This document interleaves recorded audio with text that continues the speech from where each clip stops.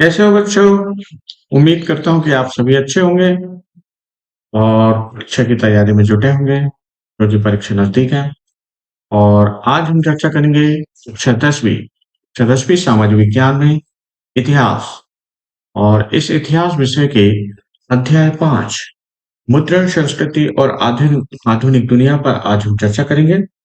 इसमें हम चर्चा करेंगे बहुविकल्पीय प्रश्न, रिक्त स्थानों की पूर्ति कीजिए, सही जोड़ी बनाइए, एक वाक्य में उत्तर, सत्य सत्य और लघु उत्तरीय प्रश्नों पर आज हम चर्चा करेंगे। तो आइए प्रारंभ करते हैं।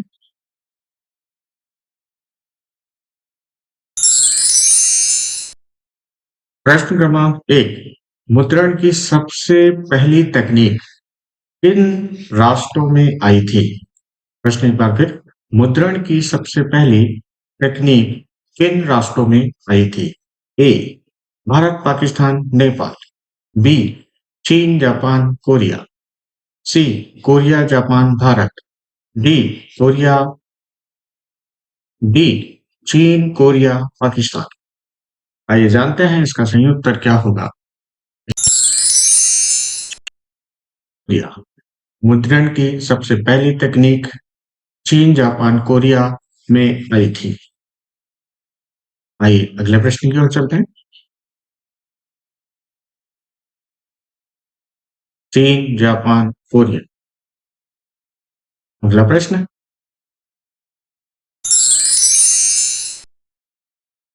चीन में स्याही लगे काठ के ब्लॉक या तख्ती पर कागज को रगड़कर किताबें छापी जाती थी लगभग। ए 694 ईस्वी में। बी 594 ईस्वी में। सी 748 ईस्वी में। डी 648 ईस्वी में। आइए देखते हैं इसका सही उत्तर क्या होगा। इसका सही बी 594 ईस्वी में। तकरीबन 594 ईस्वी में चीन में स्याही लगे काठ ब्लॉक या तख्ती पर कागज को रगड़कर किताबें छापी जाती थी। आइए अगले प्रश्न की ओर चलते हैं।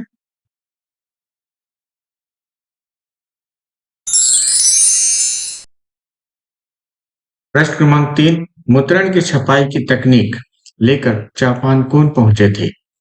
ए ईसाई धर्म प्रचारक। बी व्यापारी वर्ग। सी विदेशी यात्री। डी चीनी बौद्ध प्रचारक। आइए जानते हैं इसका सही उत्तर क्या होगा। इसका सही उत्तर चीनी बौद्ध प्रचारक मुद्रण की छपाई की तकनीक लेकर जापान पहुंचे थे। अगला प्रश्न,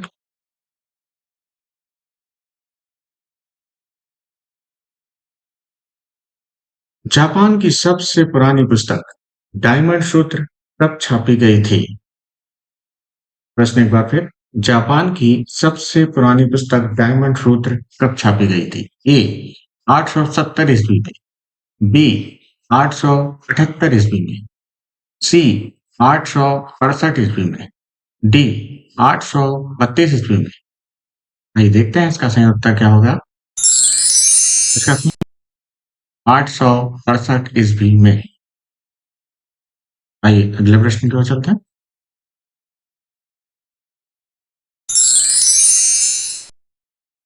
प्रश्न क्रमांक 5, मुद्रण ईश्वर की दी हुई महानतम देन है, सबसे बड़ा तोहफा है, यह कथन किसका है? A Martin Luther. B Gutenberg. C Erasmus. D Kitagawa Utamaro. आइए जानते हैं इसका सही उत्तर क्या होगा।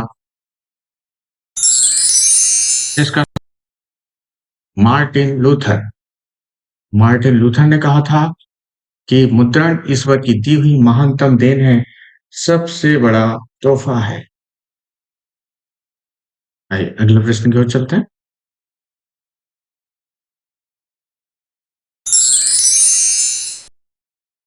बेलम क्या है? प्रश्न क्रमांक 6, बेलम क्या है? ए चर्मपत्र। बी पांडुलिपि। सी रातिब। डी जैतून पेरने की मशीन। आइए जानते हैं इसका सही उत्तर क्या होगा। इसका सही चर्मपत्र मुद्रण किताबों को सस्ती अश्लील मानने वाले कुलीन वर्ग और भिक्षु संघों के लिए छपी किताबों के विलासी संस्करण अभी भी बेशकीमती बेलम या चर्मपत्र ही छापते थे। आइए अगले प्रश्न की ओर चलते हैं।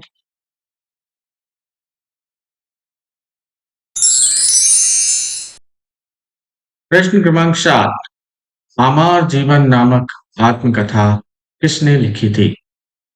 ए रस सुंदरी देवी, बी ताराबाई शिंदे, सी रमाबाई, डी कैलाश वासिनी देवी।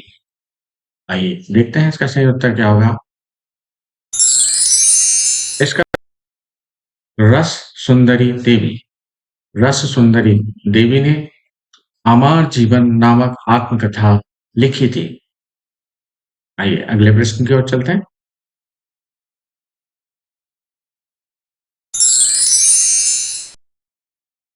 जापान की राजधानी टोक्यो का प्राचीन नाम क्या है? ए ओसाका, बी नागोया, सी एदो, डी कोबे। भाई जानते हैं इसका सही उत्तर क्या होगा? जापान की राजधानी टोक्यो का पुराना नाम एदो है। आइए अगले प्रश्न की ओर चलते हैं।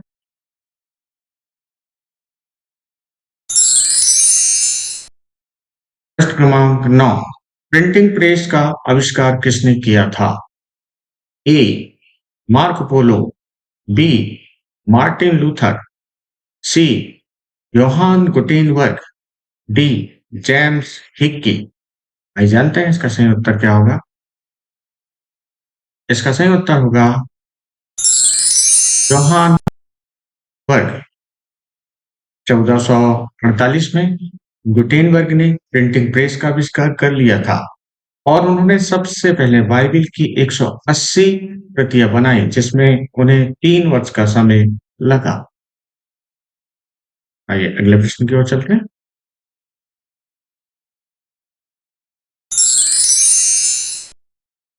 प्रश्न क्रमांक 10, दो फारसी अखबार जाम ए जहानामा और शमसूल अखबार प्रकाशित हुए।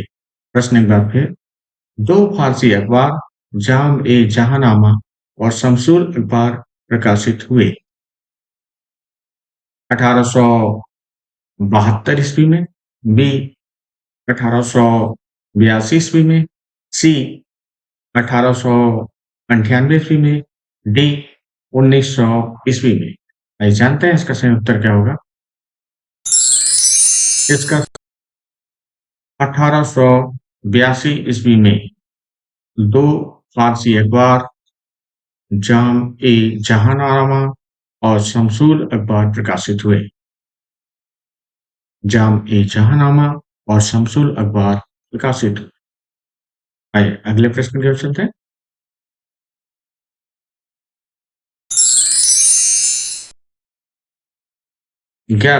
प्रश्न क्रमांक 11, 18वीं सदी के अंत तक यूरोप के कुछ हिस्सों में साक्षरता दर कितने प्रतिशत हो गई थी?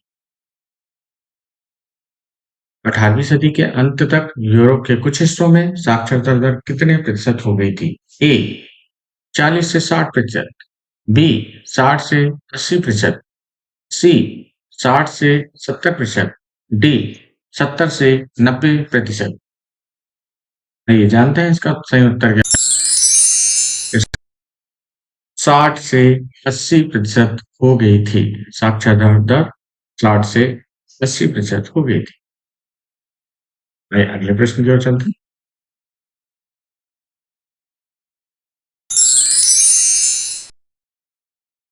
प्रश्न क्रमांक 12, छापाखाना प्रगति का सबसे ताकतवर औजार है।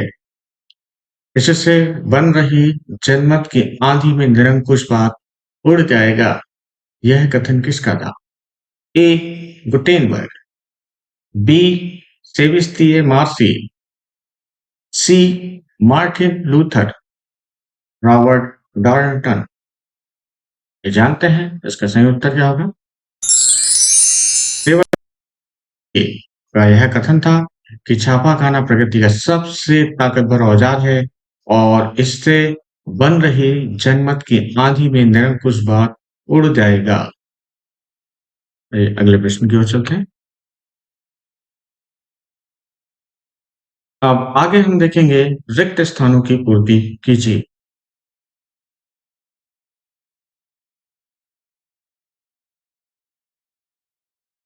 खालिस्तान ने कहा, हे निरंकुशवादी शासकों, अब तुम्हारे कांपने का वक्त आ गया है। आभासी लेखक की कलम के जोर के आगे तुम हिल उठोगे। यह किसने कहा था? नहीं जानते हैं? अश्वत्थ मात्रेय ने कहा, हे निरंकुशवादी शासकों, अब तुम्हारे कांपने का वक्त आ गया है। आभासी लेखक की कलम के जोर के आगे तुम हिल उठोगे। हाथ से बड़े सुंदर सुडोल अक्षरों से सही सही कलात्मक लिखाई करते थे, उन्हें खालिस्तान कहा जाता, सुलेखन या हुस्नविजी कहा जाता था।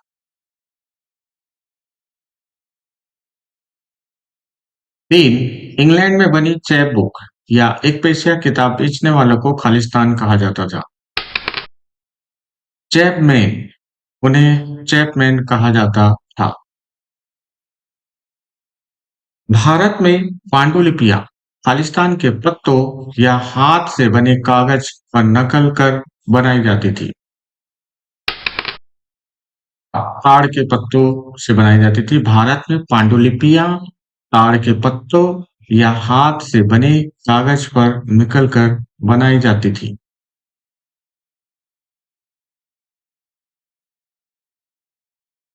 प्रिंटिंग प्रेस पहले पहल 16वीं सदी में भारत के खालिस्तान धर्म प्रचारकों के साथ आया। गोवा में पुर्तगाली धर्म प्रचारकों के साथ भारत आया। 6 कैथोलिक पुजारियों ने 1579 में कोचीन में पहली खालिस्तान किताबें छापी। कोचीन में पहली तमिल किताबें छापी। खालिस्तान ने 1780 से बंगाल गजट नामक एक साप्ताहिक पत्रिका का संपादन किया। जैम अगस्टस हिक्की ने 1780 से बंगाल गजट नामक एक साप्ताहिक पत्रिका का संपादन किया। 18वीं सदी के अंत तक प्रेस खालिस्तान से बनने लगे थे। 18वीं सदी के अंत तक प्रेस धातु से बनने लगे थे।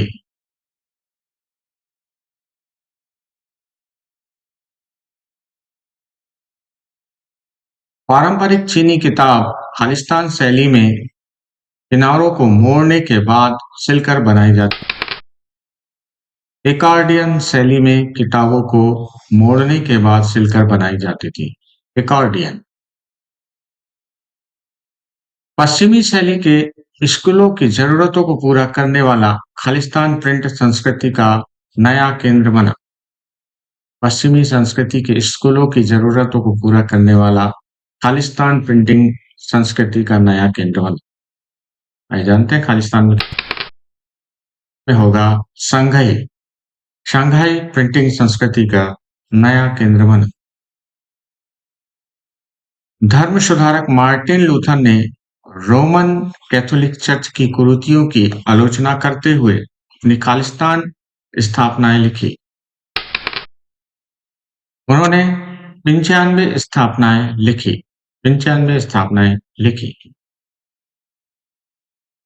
राम मोहन राय ने 1821 से खालिस्तान प्रकाशित किया। संवाद कौमुदी प्रकाशित किया। राम मोहन राय ने 1821 से संवाद कौमुदी प्रकाशित किया।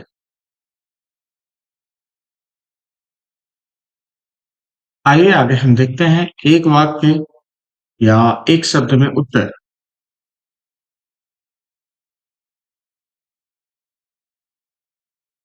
प्रश्न क्रमांक 1, तुलसीदास की 16वीं सदी की किताब रामचरितमानस का पहला मुद्रित संस्करण कब प्रकाशित किया गया? 1810 में कलकत्ता में। अमर जीवन नामक आत्मकथा किसने लिखी और इसका प्रकाशन कब किया गया? अमर जीवन नामक आत्मकथा रस सुंदरी देवी ने लिखी और इसका प्रकाशन 1876 ईस्वी में हुआ। वेस्टसीलिंग कृति स्त्री धर्म विचार किसने लिखी? वेस्टसीलिंग कृति स्त्री धर्म विचार राम चड्ढा ने लिखी। बंगाल में केंद्रीय कलकत्ता का कौन सा इलाका लोकप्रिय किताबों के प्रकाशन को समर्पित हो गया था? बटाना।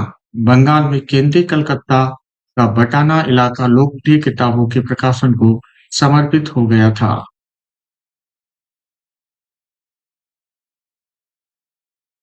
मार्टिन लूथर कौन था? प्रश्न एक बार फिर, मार्टिन लूथर कौन था? मार्टिन लूथर ईसाई धर्म प्रचारक था। भारत में प्रेस का जनक किसे कहा जाता है? भारत में प्रेस का जनक हिक्की को कहा जाता है। गुलामगिरी नामक पुस्तक किसने लिखी? गुलामगिरी नामक पुस्तक महात्मा ज्योतिबा फुले ने लिखी।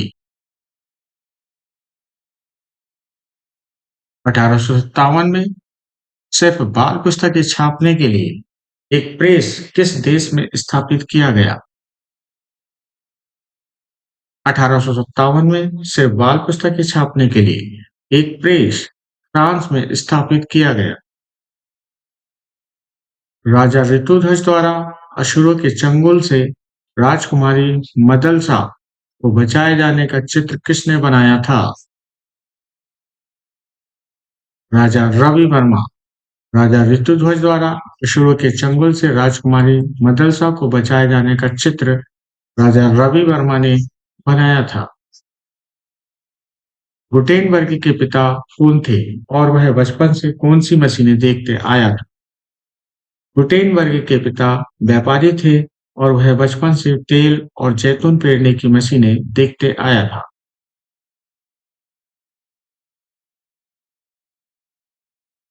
मार्को पोलो कौन था? यह इटली का खोजी यात्री था। यह 1295 में चीन से वुड ब्लॉक्स की छपाई की तकनीक लेकर इटली वापस लौटा।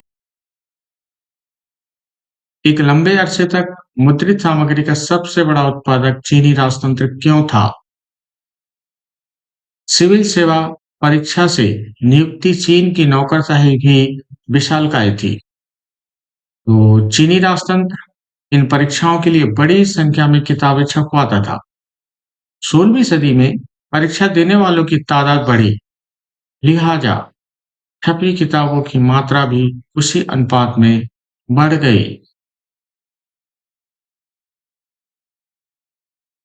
आइए आगे हम देखते हैं, सही जोड़ी मिलाइए या सही जोड़ी बनाइए।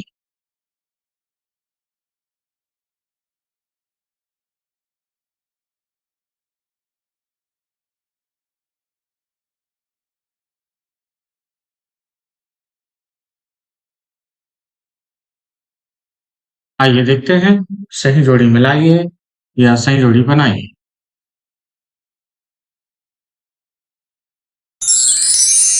आ सूची आ में नंबर 1 पर वर्नाक्यूलर प्रेस एक्ट, नंबर 2 पर प्रेस कानून की पुनर्समीक्षा, नंबर 3 गुलामगिरी, नंबर 4 अमर जीवन, नंबर 5 डायमंड सूत्र। सूचीवार रस सुंदरी देवी का 868 ईस्वी, ग 878 ईस्वी, घ गवर्नर जनरल बेंटिंग, ड Jyotiba Phule.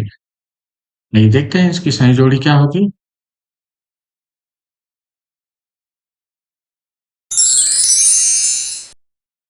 Vernacular press act 1878 ईस्वी, प्रेस कानून की पुनर्समीक्षा गवर्नर जनरल बेंटिंग, गुलामगिरी ज्योतिबा फुले, अमर जीवन रस सुंदरी देवी। डायमंड सूत्र 868 ईस्वी।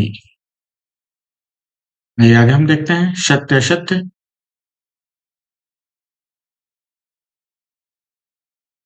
सत्य सत्य में सबसे पहले हम देखते हैं मार्टिन लूथर प्रोटेस्टेंट सुधारकों में से एक थे। सत्य। 1780 के दशक तक राजशाही और उसकी नैतिकता का मजाक उड़ाने वाले साहित्यों का ढेर लग चुका था। सत्य। पांडुलिपियां मशीन से छपी हुई कृतियों को कहते थे। असत्य। मुद्रण की तकनीक सबसे पहले इंग्लैंड में विकसित हुई। असत्य।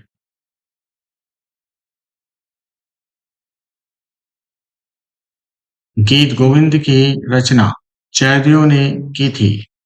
सत्य। गंगाधर भट्टाचार्य ने बंगाल गजट का प्रकाशन किया। सत्य। गुटेनबर्ग के पिता एक राजनेता थे। असत्य।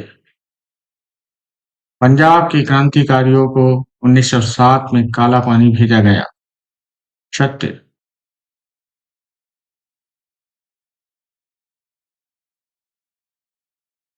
देवबंद सेमिनार की स्थापना 1867 में हुई।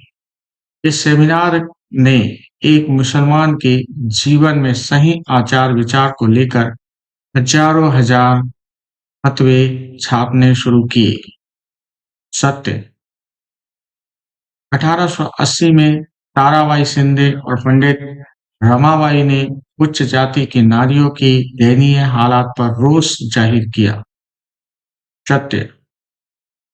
बेलम एक प्रकार का ताम्रपत्र था। असत्य। करीब 100 सालों के दरमियान 1450 से के ज्यादातर देशों में छापे खाने लग गए थे। सत्य।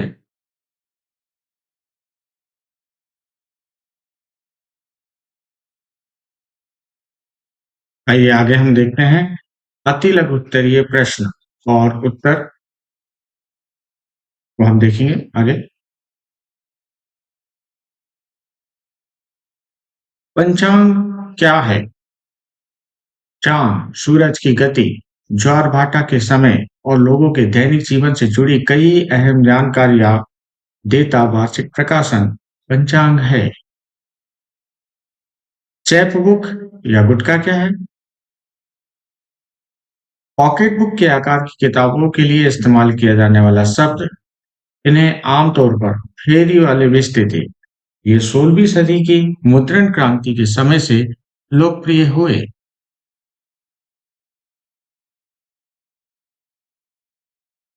उल्मा और फतवा क्या है? उल्मा इस्लामी कानून और शरिया के विद्वान उल्मा। फतवा अनिश्चित या असमंजस की स्थिति में इस्लामी कानून जानने वाले विद्वान, सामान्यतः मुफ्ती के द्वारा की जाने वाली वैधानिक घोषणा। फतवा। निरंकुशवाद क्या है या निरंकुशवाद का क्या अर्थ है? राजकाज की ऐसी व्यवस्था जिसमें किसी एक व्यक्ति को संपूर्ण शक्ति प्राप्त हो और उस पर ना कानूनी पाबंदी लगी हो और ना ही संवैधानिक।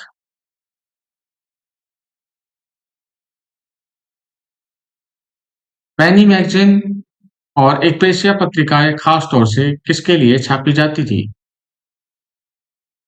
महिलाएं पाठिका और लेखिका की भूमिका में ज्यादा अहम हो गई। पैनी मैगजीन एक्वेशिया पत्रिकाएं खास तौर पर उन्हीं के लिए होती थी। वैसे ही जैसे सही चाल चलन और गृहस्थी सिखाने वाले निर्देशिकाएं पैनी मैगजीन में होते थे। गाथा गीत क्या है? लोकगीत का ऐतिहासिक आख्यान जिसे गाया या सुनाया जाता है वह गाथा गीत है।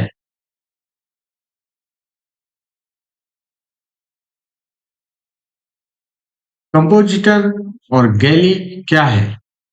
कंपोजिटर छपाई के लिए इबारत कंपोजिटर करने वाला व्यक्ति। गैली धातुई फ्रेम जिसमें पाइप बिछाकर इबारत बनाई जाती थी।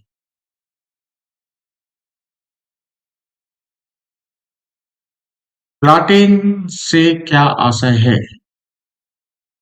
लेजर प्रेस छपाई में प्लॉटिन एक बोर्ड होता है जिसे कागज के पीछे दबाकर टाइप की छाप ली जाती थी। पहले यह बोर्ड काठ का होता था, बाद में इस्पात का बनने लगा।